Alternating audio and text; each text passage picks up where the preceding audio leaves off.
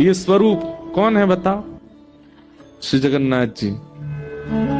ऐसा स्वरूप क्यों है इनका? इनके हाथ कहां हैं? इनके चरण कहां हैं? इनका मुखमंडल कहां है? जिन ठाकुर जी का बरहा पीड़म नटवर वपुः कर्णयो कर्णकारम, इतना सुंदर वर्णन किया गया है रूप का, वो जगन्नाथपुरी में जाके देखो आप। हाथ नहीं है, पांव नहीं है, कान नहीं है, मुखमंडल नहीं है, गाल नहीं है। क्यों? शास्त्रों में प्रेम की 10 अवस्थाएं बताई गई, 10 स्टेप हैं प्रेम के। हम आप सब लोग तो उस अवस्था, वो सीढ़ियों से बहुत दूर हैं। प्रेम प्रेम प्रेम की छिटकार भी नहीं है हमारे ऊपर।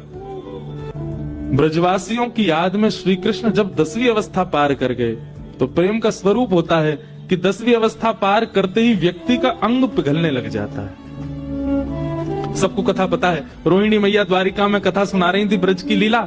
सारी पत्नियां बैठ करके सुन रही थी भगवान की, और सुनते सुनते सुनते सुनते तभी द्वारिकाधीश सुभद्रा जी और बलभद्र आकर के द्वार पर विराज गए और बैठ करके सुनने लगे। ब्रज की कथा सुनते ही ठाकुर जी की भुजाएं खड़ी हो गई और नेत्र बंद करके ठाकुर जी बार बार अपने हृदय को पकड़ के कहने लगे, अरे कोई ब्रजवासियों को ले आओ, मेरे हृदय से लगा दो, मोए ब्रजवासियों की बहुत याद आ रही है, कोई ब्रज के जन्म को लाके मेरे हृदय से लगा दो।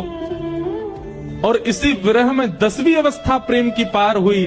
ठाकुर जी का मुख पिघलने लगा, ठाकुर जी के हाथ पिघलने लगे, ठाकुर जी का श्रीअंग पिघलने लगा।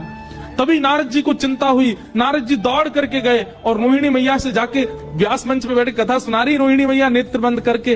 तभी कहा, मैया अभी कथा विश्राम करो, नहीं तो ठाकुर जी नदी बहन करके बहने लग जाएंगे। रोहिणी मैया ने कथा विश्राम करी और उस समय ठाकुर जी का बहुत करीब करीब 70% जो श्री अंग था वो पिघल चुका था। वहीं कथा विश्राम हो गई तो वहीं रूप ऐसे ही रह गया ठाकुर जी का। नारद जी ने जाकर के प्रणाम किया, बोलो भगवान अब कैसे सृष्टि का आगे संचार होगा, आप तो ऐसे बन गए। ठाकुर जी बोले, नारद पूरे विश्व को पता चलना चाहिए कि मैं ब्रज से कितना प्रेम करता हूं, इसलिए मेरा यही स्वरूप